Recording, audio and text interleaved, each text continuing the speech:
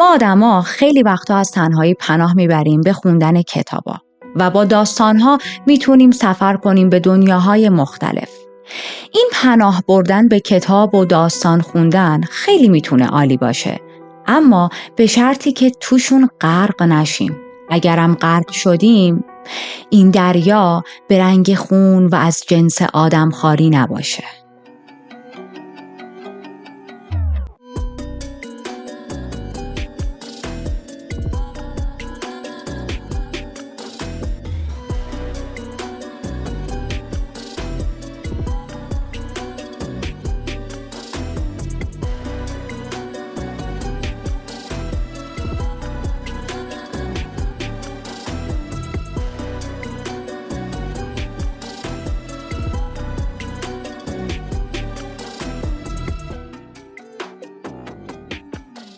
شش نفر از شماها درخواست کرده بودین که من این کیس رو کاور کنم. گفته بودید که دوست دارید از زبون من بشنوید.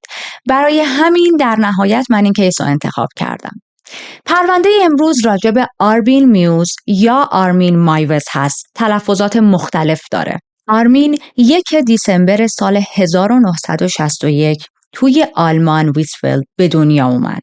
آرمین هیچ خواهر و برادری نداشت و وقتی که خیلی کوچیک بود، هنوز 6-7 ساله بود، پدر و مادرش از هم جدا میشن. پدرش با یک خانم دیگه ای ازدواج میکنه که این خانم 2 پسر داشت و آرمین دارای 2 برادر ناتنی بزرگتر از خودش میشه. وقتی که آرمین 8 ساله شد، پدرش آرمین رو رها کرد تا با مادرش زندگی کنه. دلایلش معلوم نیست، چون 2 بچه آلردی داشتن. به هر حال احتمال زیاد آرمین با نامادریش با همسر جدید پدرش نمیتونست بسازه و برای همین پدرش تصمیم میگیره که آرمین دیگه کلاً بره با مادرش زندگی کنه. این از هم پاشیدگی خانواده، جابجا شدن محیط زندگی و همینطور تنش‌هایی که به خاطر این جدایی به وجود اومده بود، آرمین رو خیلی تنها کرده بود. تمام مدت احساس طرد شدگی میکرد. الان آرمین در حالی که فقط 8-9 سال است، مجبور شده که بره با مادرش زندگی کنه توی یه خونه مزرعه‌ای، در حالی که پدرش هم هیچ علاقه‌ای بهش نداره و علنا طردش کرده. خب این میشه که رو میاره به خوندن کتاب‌ها و داستان‌های مختلف. علاقش داستان‌های افسانه‌ای بود، داستان‌های تخیلی. خیلی از داستان‌هایی که ما توی دوران کودکی شنیدیم برامون در حد بدتایم استوری بوده یا یک اوقات فراغتی پر بشه، اما واسه آرمین اینطوری نبود. آرمین غرق میشد توی این کتابا. آرمین یک ولع عجیبی داشت برای خوندن این کتاب‌ها. بیشتر دوران نوجوانی و کودکیش رو با خوندن اینجور کتاب‌ها سپری میکنه. هر چقدر اون کتاب ابعاد دارکتری داشت، براش جذابتر بود. دارک از چه نظر میگم؟ مثلا یک جادوگری توی اون کتاب بود که میخواست به آدم‌ها آسیب برسونه، یک غولی بود که میخواست آدم‌ها رو له کنه، زیر دست و پاش آدم‌ها رو بخوره. من نمیدونم واقعا این چه کتاب‌هایی بود که ماها تو دوران کودکیمون میخوندیم یا برامون خونده میشد. الان با توجه به دوستایی که اطرافم هستن و بچه دارن، میبینم کتاب داستان‌ها خیلی قشنگتر و بهتر شده.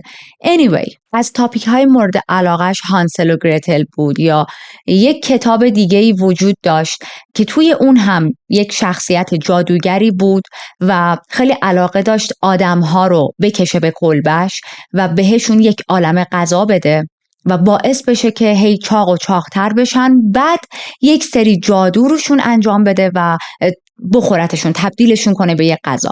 فکر میکنم یک حالت افسانه آلمانی هست. من داشتم همینطوری کلی داستانش رو میخوندم. ما زیاد این داستان رو نخوندیم، اما مشابه همون هانسل و گرتل بود. این خورده شدن آدمه، آسیب رسیدن به آدمه، اینا همه برای آرمین یک جنبه هیجان انگیزی داشت. انگار یه دری بود به یه دنیای جدید واسه آرمین.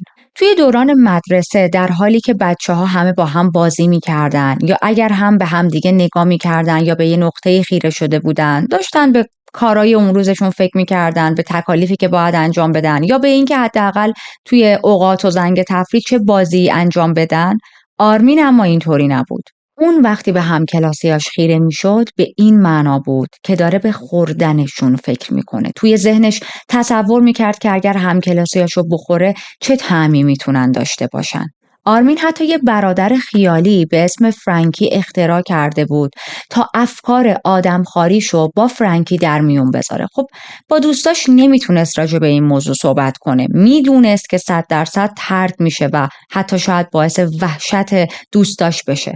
با مادرش هم اصلا جرئت نداشت راجع به این افکار حرف بزنه. این میشه که فرانکی رو اختراع میکنه تا تمام افکار آدمخواری و تاریکش رو بالاخره بتونه با یکی در میون بذاره، حتی اگر یک موجود خیالی باشه. دوران نوجوانی آرمین هم همین بود. تمام مدت توی خلوتش به تنها چیزی که میتونست فکر کنه خوردن آدم ها بود. اینکه گوشت آدم میتونه چه طعمی داشته باشه. آیا خوردن گوشت آدم حس متفاوت تری داره؟ و اینکه بالاخره چه جوری میتونه یه روز خوردن گوشت آدمیزاد رو امتحان کنه. برسیم به دوران جوونیش. درس خوندن آرمین که تموم میشه به عنوان یک تکنیشن شروع میکنه به کار کردن، اما خیلی حرفه‌ای نبود، خیلی ماهر نبود و همینطور توی شرکت هم شغل و سمت خیلی بالایی نداشت، پس پایین ترین میزان حقوق رو دریافت میکرد. تصمیم میگیره برای اینکه بتونه یک کمک خرجی داشته باشه به عنوان چمنزن بره و چمن همسایه ها رو کوتاه کنه. حتی هر از گاهی به دوستا و اطرافیان بابت تعمیر کردن ماشینشون کمک میکرد. کلاً توی تعمیرات آدم باهوش و زرنگی بود. هر زمان که یک فرصت خالی پیدا میکرد، هر زمان که میتونست مهمونی برگزار کنه، این کار رو انجام میداد. همکاراش و دوستا رو، همسایه ها رو دعوت میکرد تا میزبانشون باشه. درست آرمین به سنین جوانی رسیده، اما همیشه یک خلایی توی دلش بود. هر وقت به پدرها فکر میکرد، هر وقت یک کودکی با پدرش رو میدید، اون طرد شدنش توسط پدرش میومد تو ذهنش. اما خب از اونجایی که تا الان ازش شناخت پیدا کردیم میتونیم حدس بزنیم چجوری این طرد شدگی و افکار ناراحت کننده رو از خودش دور میکرد. با مطالعه کردن راجع به قاتل‌های زنجیره‌ای. گفتیم آرمین تمام مدت داشت به این فکر میکرد که چجوری میتونه یک موقعیتی به دست بیاره تا گوشت انسان رو بچشه، ببینه گوشت انسان چه طعمیه. هیچ وقت این موقعیت رو پیدا نمیکرد.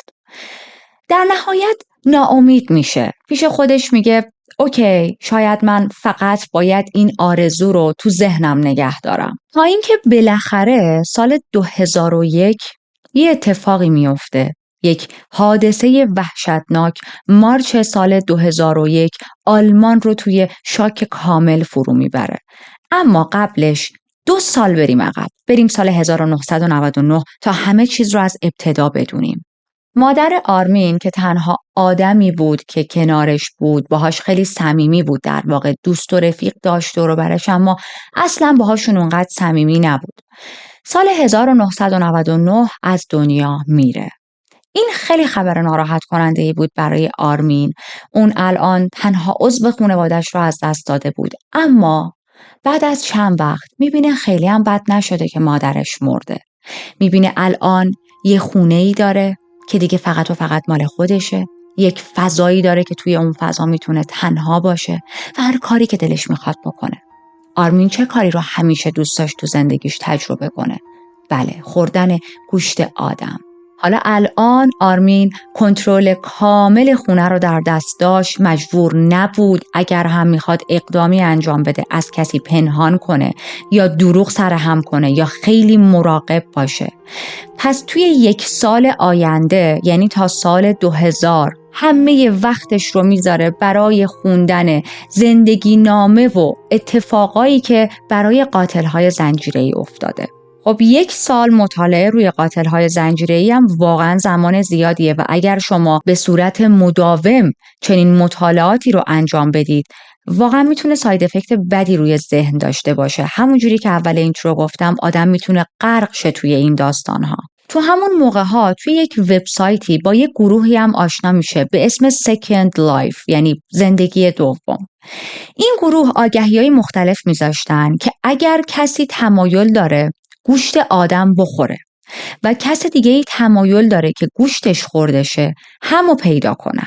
بعضی از فتیش‌ها واقعا عجیبه، بعضی از گرایش‌ها، بعضی از تمایلات از نظر ما خیلی عجیب میاد به خاطر اینکه نادرن، ریر هستن و ما یا اصلا راجبشون نشنیدیم یا خیلی کمتر شنیدیم. اما یکی از این گرایش‌های خیلی عجیب اینه که یکی بیاد گوشت آدم رو بخوره. ما در رابطه با آدمخوارها کلاً کیس زیاد شنیدیم. در این چنل هم با هم چند تا کیس رو بررسی کردیم که قاتل‌های زنجیره‌ای بودن و کار اصلیشون آدمخواری بود. خب این تا حدی باز به گوشمون آشناست. اما چند تاتون راجع به این فتیش، راجع به این گرایش شنیدید که یک نفری میل داره تا یکی بیاد و گوشت تنش رو بخوره؟ خب این خیلی نادره. این به این معنا بود که توی این وبسایت متقاضی هایی که دوست داشتن گوشت آدم بخورن بیشتر از افرادی بودن که تمایل داشتن گوشتشون خورده شه. به هر حال توی این وبسایت و این گروه آدم ها میتونستن از طریق آگهی ها با این فتیش یکسان هم رو پیدا کنن. این وبسایت چجوری بود؟ روم های مختلف داشت. اگر یادتون باشه زمان یاهو مسنجر و اینا ما توی روم های مختلف میرفتیم و چت میکردیم. یه همچین حالتی بود. یکی از این میتینگ روما اسمش The Cannibal Cafe بود. آرمین الان همه چیز رو در اختیار داره. یک زندگی تنها بدون هیچ مراقبی، یک فضای شخصی اختصاصی از خودش و یک پلتفرم، یک وبسایتی که داخلش میتونه خیلی راحت آگهی بذاره و افرادی که مثل خودش تمایلات یکسان دارن رو پیدا کنه. maybe not. باید به هر حال امتحان میکرد. این کار رو میکنه. یه تبلیغ توی اون روم میذاره توی The Cannibal Cafe و مینویسه من دنبال یک مرد جوون و خوش اندام هستم، یک مردی که بدنش روی فرم باشه، هلتی باشه، ورزشکار باشه، که تمایل داشته باشه تا توسط من خورده شه. این مرد باید بین 18 تا 30 سال سن داشته باشه، دوست داشته باشه که توسط من ذره ذره بریده شه و حتی بعد از اینکه مرد هم من بخورمش. خیلی از آدم‌ها روی این تبلیغ آرمین کامنت گذاشتن، ریسپانس داشت، جواب دادن. خیلی هاشون که سرکاری بود برای مسخره بازی اومده بودن جلو. یه سریاشون وسط کار پشیمون میشن، حالا یا میترسن یا به هر دلیلی میبینن آمادگیش رو ندارن. اما موضوعی که راجع به آرمین هست اینه که هیچ کدومشون رو زور نمیکرد به این کار. آرمین یه خصوصیت اخلاقی داشت، دوست داشت طرف مقابلش در نهایت رضایت بیاد و این کار رو انجام بده. مثلا اگر یه کسی اولش میگفت اوکی من یک متقاضی هستم، من دوست دارم که تو بیای و گوشت بدن من رو بخوری، و آرمین بیشتر باش صحبت میکرد و طرف کنار میکشید، میگفت میدونی چیه من پشیمون شدم، آرمین شروع نمیکرد بهش اصرار کردن که حالا یه ترای بکن، حالا شاید خوشت بیاد، حالا بیشتر راجبش بکن. میگه اوکی، میکشید کنار. خیلی اصرار داشت اون شخصی که میخواد پیدا کنه 100% با میل خودش بیاد جلو. حتی چند بار یه سری موارد پیش اومد که خود آرمین بکشه عقب. مثلا یه بار با یک مردی آشنا شد که این آقا به آرمین گفته بود ببین من دوست دارم تا سرحد مرگ کتک بخورم و وقتی که یک عالمه منو کتک زدی اون موقع گوشت بدن من رو جدا کنی و بخوری. این خواسته خیلی از نظر آرمین عجیب بود. آرمین این میزان از خشونت رو دوست نداشت و در نهایت مجبور شد این آقا رو رد کنه. اما قرار نبود همه چیز همینجوری بمونه. آرمین توی اون وبسایت بچرخه، یک سری آدم رو به عنوان متقاضی پیدا کنه و در نهایت یا اونا پشیمون شن یا آرمین خوشش نیاد. 6 مارس سال 2001 یه اتفاقی میافته. یک آقای مهندس 48 ساله‌ای با علاقه به آرمین پاسخ داد، گفت که من خیلی علاقه دارم تا بدن من رو بخوری و همین میشه که صحبت این دو نفر شروع میشه. اسم این آقا برند برندس بود و در ابتدا با یک اسم مستعاری شروع کرد چت کردن با آرمین. گفت من همیشه فانتزی این رو داشتم که یک نفر آلت تناسلیم رو گاز بزنه، بکنه و من بعد از این اتفاق بمیرم. این یکی از بزرگترین فانتزی های من توی زندگیه. خواسته هایی که برنز داشت به آرمین میگفت این انگشت های 2 دست بود که میرن تو هم و چفت میشن، هم رو تکمیل میکنن. این خیلی برای آرمین جالب بود. الان یک نفری رو پیدا کرده بود که اون هم دقیقاً یک فتیشی داشت که میتونست خواسته و تمایلات آرمین رو ارضا کنه، در حالی که خواسته و تمایلات خودش هم ارضاشه. این دقیقاً همون چیزی بود که آرمین دنبالش میگشت. شروع میکنه بیشتر با این آدم چت کردن، صحبت کردن و توی چند روز آینده میبینه نه، این آدم واقعاً جدیه، شوخی نداره. وقتی که فاینال میکنن صحبت هاشونو، میگه اوکی بیا ما یک اگریمنت، یک قراردادی بین خودمون درست کنیم و من به تو کامل میگم که قراره با تو چه کارهایی بکنم. تو هم باید به من بگی آیا با تمام این استپ ها موافقی یا نه. معامله و صحبت‌هاش با برند از این قرار بود. بهش میگه من بعد از مرگت تمام اندامت رو ماهرانه میتراشم به جز قسمت‌هایی که باید بریزم دور، مثل پوست، تاندون‌هات، غضروفت. زمانی که دیگه چیز زیادی ازت باقی نمیمونه. زانوهاتو خورد میکنم، پودر میکنم تا بعداً بتونم به عنوان ادویه توی غذاهام استفاده کنم.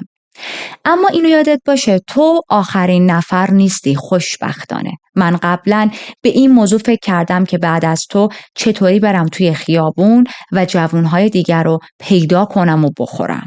آیا با این روش موافقی؟ آیا این مدل مرگ رو قبول میکنی؟ و برند در جواب میگه آره، موافقم. آرمین و برند چندین روز دیگه هم تا اواسط مارچ با هم پیام رد و بدل میکنن و در نهایت برند تصمیم نهاییش رو میگیره. ماشینش رو میفروشه، یک ماشین اسپورتی داشت. از محل کارش برای چند روز آینده مرخصی میگیره. لوازمش رو پک میکنه، تمام اطلاعات داخل کامپیوترش رو پاک میکنه. یک بلیت یک طرفه میخره به خونه آرمین و راهی این مسیر عجیب میشه. برند حتی توی مسیرش دم یک داروخانه توقف میکنه، یک سری قرص خواب‌آور میخره برای اینکه این قرص‌ها رو بخوره، درد رو کمتر بفهمه و راحت‌تر این پروسه خورده شدن اندام جنسیش رو بتونه تحمل کنه. میرسه به خونه آرمین. در ابتدا با هم سکس میکنن، رابطه جنسی داشتن و بعد از این سکس برای مدت کوتاهی برند پشیمون میشه. چرا میگم برای مدت کوتاهی؟ چون یه لحظه میگه ولش کن، شاید من کار اشتباهی کردم، اما آرمین شروع میکنه باهاش صحبت کردن. میگه ببین تمام عمرت و همینطور من تمام عمرم تو فکر این بودیم که بتونیم این تجربه بی‌نظیر رو امتحان کنیم. حالا الان این فرصت پیش اومده، هم برای من هم برای تو، و ما تا اینجای مسیر اومدیم. نترس، بیا امتحانش کنیم. این تجربه میشه بهترین تجربه توی زندگی ما. برند در نهایت موافقت میکنه. میبینه آره آرمین خیلی بیراه نمیگه. 20 تا قرص خواب میخوره همراه با یک شربت سرفه و آرمین بهش میگه که من دلم میخواد از تمام این مراحل فیلم برداری کنم. این فیلم باید یادگار بمونه و ثبت شه توی تاریخ.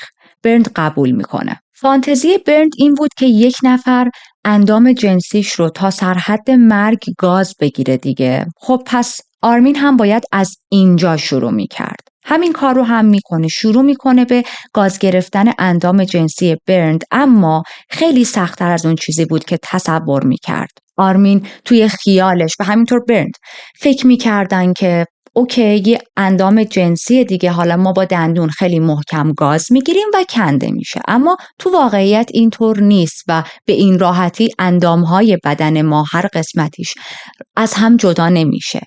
خیلی تلاش میکنه، خیلی زخمی میکنه برندو، اما میبینه در نهایت این اتفاق نمیتونه بیفته، این اندام جنسی جدا بشون نیست. پس میره از توی آشپزخونه یک چاقو میاره و با چاقو شروع میکنه به بریدن قسمت‌های مختلف آلت تناسلی برند. یک تیکه ای ازش رو برید و میده به خود برند تا اون هم بخوره، چون یکی دیگه از گرایش های برند این بود که خودش هم بتونه قسمتی از گوشت اندام جنسیش رو بچشه. اما خب جویدن این تیکه گوشت به صورت خام خیلی سخت بود. پس آرمین تصمیم میگیره که یک خوراکی درست کنه. شروع میکنه به آشپزی کردن. این در حالیه که برند خیلی خونریزی داره و یک عالمه قرص خواب خورده و تقریبا میشه گفت که به خاطر این قرص خواب ها و خونریزی های شدید نیمه هوشیاره. آرمین میره توی آشپزخونه با روغن و شراب و سیر و فلفل و نمک اون قسمت از آلت تناسلی برند رو که کنده بود رو سرخ میکنه. درست کردن چنین غذایی چند دقیقه طول کشید دیگه. وقتی که میاد تا این خوراک اندام جنسی رو به برند هم بده، میبینه که برند از حال رفته. تلاش میکنه مقداری از این خوراک رو توی دهن برند بذاره، اما رسما برند چشماشو به زور باز میکرد و هر لحظه بیشتر و بیشتر داشت کامل از هوش میرفت. یه کار عجیب دیگه‌ای که آرمین این وسط میکنه، یه سگی داشت و یک مقدار از این خوراکی که درست کرده بود رو به اون سگ بیچاره هم میده. متوجه میشه که برند خیلی خون از دست داده و شاید اگر ببرتش توی حموم یه مقدار حمومش کنه حالش بهتر شه. با سختی برند رو بلند میکنه، میبره توی وان حموم میخوابونه و یه دونه از کتاب داستانهای مورد علاقه خودش رو میاره تا برای برند داستان بخونه. برند همچنان بیهوشه، هر از گاهی چشماشو باز میکنه و دوباره از حال میره. خیلی عجیبه. اون زمان آدمخواری توی آلمان جرم نبود. قتل جرم بود اما آدمخواری نه. آرمین بعد از اینکه اون کتاب داستان رو خوند، برند رو چک میکنه ولی میبینه نفس نمیکشه، میبینه نبض نداره. خیلی ناراحت میشه. دلش میخواست برند مدت زمان بیشتری بتونه زنده باشه، بتونه مقدار بیشتری از اون خوراک اندام جنسی خودش رو بخوره، بیدار باشه و داستانی که آرمین داره براش میخونه رو بشنوه، لذت ببره از لحظه ها، اما اون جونش رو از دست داده بود. پس تصمیم میگیره توسط یک چاقوی قصابی که از قبل تهیه کرده بود اندام برند رو تیکه تیکه کنه، ببره تا بتونه بعداً هم از این اندام بخوره، تغذیه کنه. مقداریش رو میبره، بسته بندی میکنه، توی کیسه میذاره، توی ظرفهای مختلف میذاره توی یخچال فریزر. هر کدوم از بخش‌ها و قسمت‌های بدنش رو اندازه وعده غذایی‌های مختلفش کنار گذاشته بود. برای اون شب هم تصمیم داشت به عنوان شام قسمتی از گوشت برند رو امتحان کنه. میزو با شمع‌های خیلی قشنگ تزیین میکنه. پوره سیب زمینی درست میکنه، سبزیجات حاضر میکنه و یک قسمت از گوشت بدن برند رو مثل استیک سرخ میکنه تا بخوره. میشینه پای میز، خیلی حس عجیبی داشت. هم خیلی هیجان داشت، هم یه ذره میترسید که بعد از این همه سال انتظار خوردن گوشت آدم رو کشیدن نکنه یهو طعمش تو ذوقش بزنه. به هر حال اولین لقمه رو میذاره تو دهنش. یک احساس خیلی عجیبی داشت. خودش بعدم میگه نمیتونم این احساس رو توصیف کنم. من 40 سال بود که هر روز آرزوی این رو داشتم تا گوشت آدمیزاد رو بخورم. این رویای همیشگی من بود و حالا الان این گوشت جلوی من بود و میتونستم امتحانش کنم. احساس کردم که یک ارتباط درونی بین من و برند برقرار شده. در رابطه با طعم گوشت آدمیزاد هم میگه مثل طعم گوشت خوکه، اما تیست خیلی قوی تری داره، استرانگ تره. آرمین به قول خودش عمل کرده بود. همونطوری که به برند قول داده بود، جمجمه و سایر اعضای بدنی که قابل خوردن نبود رو توی حیاط خونه دفن میکنه. 20 ماه بیایم جلو. توی این 20 ماهی که ما رد کردیم اومدیم جلو، آرمین هر روز داره به عنوان وعده‌های غذایی از گوشت برند استفاده میکنه، میخوره، تغذیه میکنه و همینطور یک فیلم 4 ساعته‌ای ضبط کرده از بریدن اندام جنسی برند و همینطور بعد از مرگش قطع کردن اندامش. بعدها نیروی پلیس میگه بعد از جنگ جهانی و فیلم هایی که در رابطه با آلمان و جنگ جهانی وجود داره، حالا مثلا شکنجه هایی که میشه، صحنه های خیلی دلخراش، این فیلمی که آرمین گرفته جزو تکان دهنده ترین فیلم هایی بود که تاریخ آلمان به خودش دیده. یعنی شما ببینید چقدر میزان خشونت این فیلم بالاست. البته خب حد زدنش هم کار خیلی سختی نیست. یک آدمی داره توی 4 ساعت تیپ بدن یکدیگر رو آروم آروم میبره. چند هفته بعد از این اتفاق آرمین تازه بهش مزه کرده بود. آرمین تازه داشت یاد میگرفت که چطوری قربانی انتخاب کنه، چطوری گوشت آدم بخوره و مراحل به چه صورت، چطوری برای قربانی بعدی تمیزتر کار انجام بده. پس شروع میکنه دوباره توی اون پلتفرم و وبسایت آگهی گذاشتن. به این آگهی‌های آنلاین گذاشتنش انقدر ادامه میده تا اینکه یه جا یک دانشجوی اتریشی به این آگهی برخورد میکنه. این دانشجو برای سرگرمی اومده بود توی این وبسایت، دیده بود که اوکی یک وبسایتی وجود داره، یه سری گروه داخلش هست که اینا آدمخوارن یا دوست دارن توسط آدمخوارها خورده بشن و خب این خیلی براش جالب بود. اثر کنجکاوی وارد اون اتاق میشه، وارد روم‌های مختلفش میشه، با آدم‌های مختلف صحبت میکنه تا اینکه میرسه به آرمین. بیشتر که با آرمین حرف میزنه میبینه نه، آرمین واقعا تصمیم جدی داره. آرمین واقعا دنبال اینه، مسخره بازی نیست، دنبال اینه یکی رو پیدا کنه و گوشت تنش رو بخوره و در نهایت همون آدم بمیره. این دانشجو خیلی میترسه و همین میشه که نیروهای پلیس رو خبر میکنه. 10 دیسمبر سال 2002 نیروهای پلیس هجوم میارن به خونه آرمین. آرمین رو دستگیر میکنن و وقتی که شروع میکنن داخل خونش رو گشتن، ته فریزر میبینن هنوز چند کیلو گوشت وجود داره. این گوشت ها متعلق به برند بود. آرمین زیر بار نمیره، میگه نه اینا گوشت آدمیزاد نیست، من واسه مسخره بازی توی اون وبسایت بودم، اینا گوشت گرازه. اما وقتی پلیس تیپ های رکورد شده آرمین رو پیدا میکنه، با چشم میبینه که این آدم یک آدم دیگر رو تیکه تیکه کرده، میفهمه نه، خیلی هم نیاز نیست اون گوشت‌ها رو آزمایش کنه، که البته تو آزمایشگاه هم میبرن، اما به هر حال مدارک کامل بود. دادگاه‌های آرمین شروع میشه، اما تو همون ابتدای دادگاه میگن که آرمین اختلال اسکیزوئید داره. من یه ذره این اصطلاحو بیشتر براتون توضیح میدم، جاست این کیس اگر تا به حال راجبش نشنیدید. اسکیزوئید یعنی این که افرادی که مبتلا به این اختلال هستن از فعالیت‌های اجتماعی به شدت اجتناب میکنن. معمولاً این اختلال توی بزرگسالی شروع میشه و افرادی که درگیرش میشن هیچ علاقه‌ای ندارن تا روابط اجتماعی داشته باشن، تا با آدم‌های دور و برشون ارتباط برقرار کنن. در واقع اصلا از اون ارتباط برقرار کردن لذت نمیبرن، مثل خیلی از آدم‌های دیگه که خوششون میاد با دوستای مختلف برن بیرون یا گاهی توی خیابون را برن، شلوغی و ازدحام خیابون رو ببینن، آدمهای مختلف رو ببینن. این افراد اینجوری نیستن. حتی خیلی وقتها با خانواده‌شون هم نمیتونن ارتباط صمیمی برقرار کنن، توی کیس های خیلی خیلی حادتر. حالا اگر اونقدر کیسشون حاد نباشه، با خانواده‌شون وقت میگذرونن، اما خیلی با حد و مرز، که آرمین هم همینطوری بود. آرمین تا قبل از مرگ مادرش با مادرش وقت میگذروند، اما به بعد از اینکه مادرش از دنیا میره بیشتر درگیر این اختلال میشه، انگار این اختلال تشدید میشه. این افراد معمولاً از نظر عاطفی خیلی سرد هستن و نمیتونن اون میزان از عاطفه و احساساتی که آدمهای دیگه نشون میدن رو بروز بدن.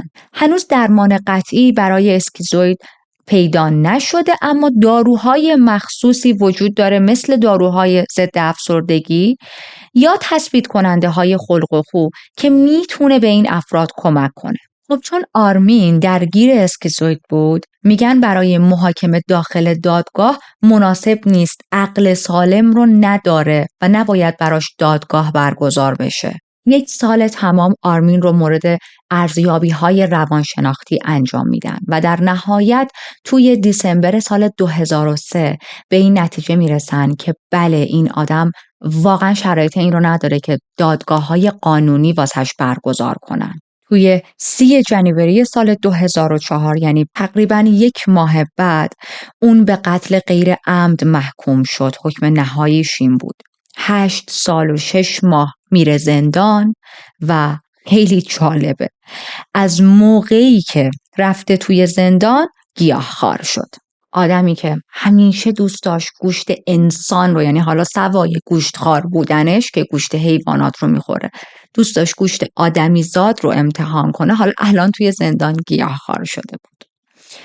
یه نکته جالب دیگه، یادتونه اواسط کیس بهتون گفتم آدمخواری توی آلمان جرم نبود، قتل چیزی بود که جرم حساب میشد.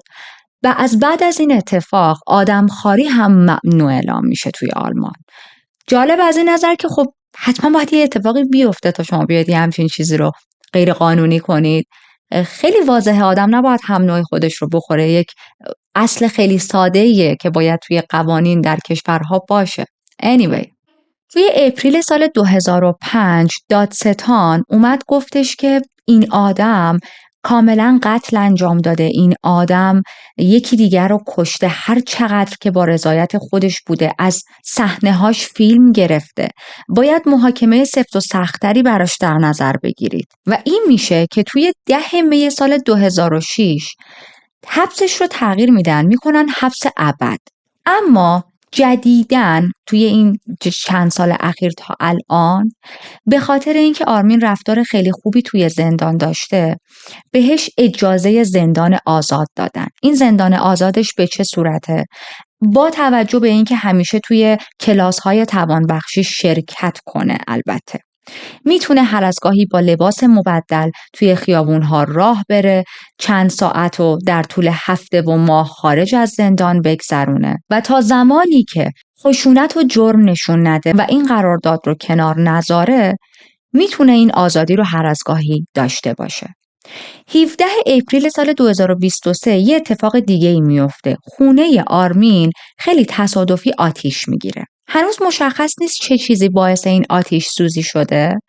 توی شب هم این آتیش سوزی اتفاق میفته. اما نیروی پلیس و همینطور شهردار اون شهر توی یک صحبتی حرف جالبی میزنن.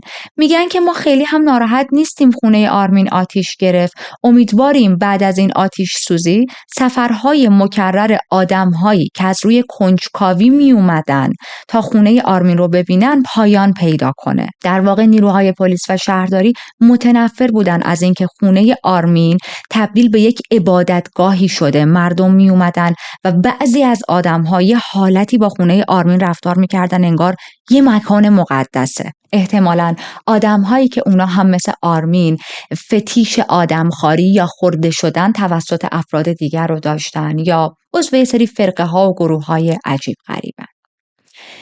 پرونده آرمین میوز تموم شد و امیدوارم اون دوستانی که سفارش داده بودن، خیلی اصرار داشتن این کیس رو توی این چنل از من بشنون، لذت برده باشن. امیدوارم دوستانی که تا به حال این پرونده رو نشنیده بودن انجوی کرده باشن. در رابطه با این کیس فیلمی ساخته نشده، فیلمی که دقیقاً based on true story باشه، اما داستان‌های ترسناک زیادی رو اقتباس گرفتن از زندگی و روش قتل آرمین. 4 کتاب راجع به آرمین نوشتن که جدیدترینشون توی سال 2017 نوشته شده. من براتون توی چند ثانیه عکسش رو میذارم. ممنون که با من همراه بودید و وقت با ارزشتون رو برای دیدن این ویدیو گذاشتید. یادتون باشه کامنت بذارید، کامنتاتون رو میخونم. اگر بار اول بود این پرونده رو شنیده بودید، چه نظری دارید الان در رابطه با کلیت این کیس؟ و اگر تازه وارد چنل شدید، سابسکرایب نکردید، حتما دکمه سابسکرایب رو بزنید. اگر قبلا هم سابسکرایب کردید، باز یه چک بکنید ببینید نپریده باشه. به خاطر موضوع VPN و فیلترینگ سابسکریپشن بعضی ها میپره. اگر زنگوله رو نزدید میتونید زنگوله رو هم بزنید تا از ویدیوهای من توی اولین فرصت با خبر بشید. امیدوارم صحیح و سالم توی پرونده های بعدی ببینمتون.